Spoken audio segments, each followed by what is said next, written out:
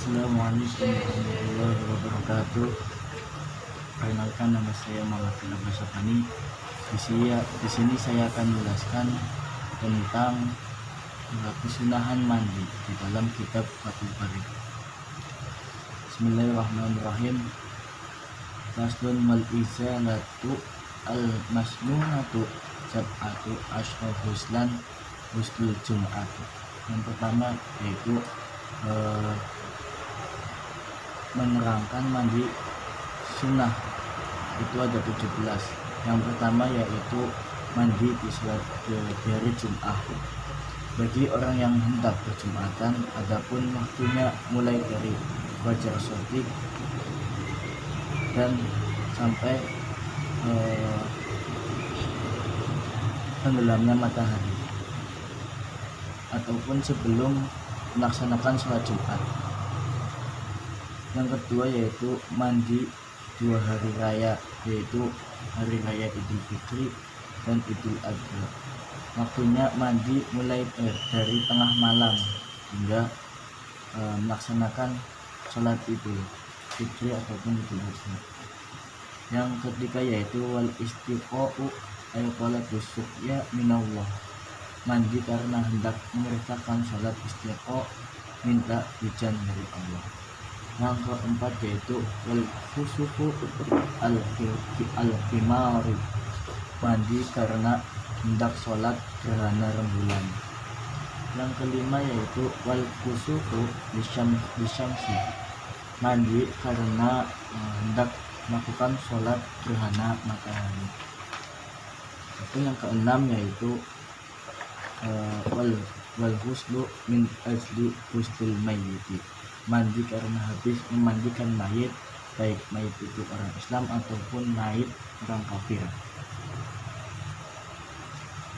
Wa huslul kafiri idza aslama minal tuhnib fi kufrihi aw lam tahibbil kafiratu wa ila wajaba al huslu ba'dal islami bil asohi wakila yasqutu idza aslama, mandinya orang kafir ketika masuk Islam jika memang si kafir tersebut tidak pernah junub di masa kafirnya, atau perempuan kafir yang tidak haid jikalau junub atau haid maka wajib mandi sesudah masuk Islam. Demikian menurut pendapat yang lebih sahih. Sedangkan menurut sebagian pendapat ketika bahwa kafir yang demikian itu menjadi gugur kewajiban mandinya ketika masuk Islam. Yang ke-8 yaitu wal masnunu wal muhma alaihi idza afaqa, orang gila dan orang ketika keduanya sudah sembuh kembali dan tidak terang bahwa keduanya telah keluar mani, maka masing-masing dari keduanya wajib mandi. Yang ke-9 yaitu huslul inda iradatil ihram, mandi ketika hendak melakukan ihram. Di dalam mandi ini tidak ada perbedaan antara orang yang sudah baligh dan gila dan berakal, antara orang yang berakal dan antara orang yang dalam keadaan suci dan sedang haid. Maka jika orang yang ihram tersebut tidak menemukan air, maka bertayamumlah. Jadi jikalau orang tersebut tidak menemukan air, maka dianjurkan untuk bertayamum. Yang ke-10 yaitu wahuslu lidukhuli Makkah, mandi karena memasuki kota Makkah. Bagi orang yang ihram dengan ihram haji atau ihram umrah itu disunahkan untuk mandi ketika memasuki kota Makkah. Ataupun mandi yang ke-11 yaitu walil wuqufi di Arafah, mandi karena wukuf di Arafah pada tanggal 9 Dzulhijjah. Jadi ketika wukuf itu disunahkan mandi. Yang ke-12 yaitu walil mabiti di Musdalifata waliram, waliromil jimari talati, mandi karena bermalam di Musdalifah, dan mandi karena hendak melempar jumrah yang 3 pada hari-hari tasyrik.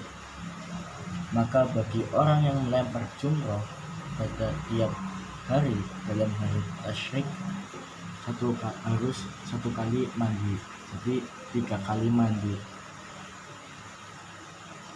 Adapun lempar jumrah Aqabah pada hari Nahr, maka tidak sunnah mandi baginya karena dekat masanya dengan mandi Padang Arafah. Jadi pada hari Nahr tidak disunahkan untuk mandi mandi 5 biti di Musdalifah waliromli jimari talati, karena dekat pada masanya dengan mandi di Padang Arafah.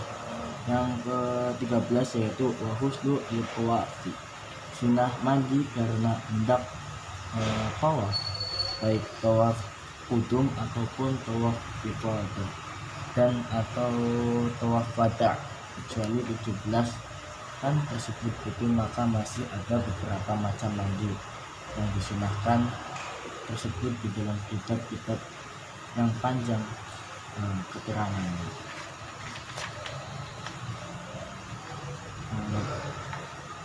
Mandi yang ke-14 yaitu mandi sunnah yang ke-14 yaitu bermalam di tanah Musdalifah, hendak melempar jumrah karena hendak tawaf. Nah, yang ke-14, ke-15 dan ke-16, 17 itu ada di dalam kitab-kitab yang panjang keterangannya. Jadi kitab ini menjelaskan sampai 13 sunnah mandi. Jadi selebihnya itu dicari di kitab yang panjang keterangan pasal wal misalati batul masnunatu sab'atu ashraf uslan. Mungkin cukup sekian yang bisa saya sampaikan, kurang lebihnya mohon maaf, semoga bermanfaat. Wabillahi taufiq wal hidayah. Wassalamualaikum warahmatullahi wabarakatuh.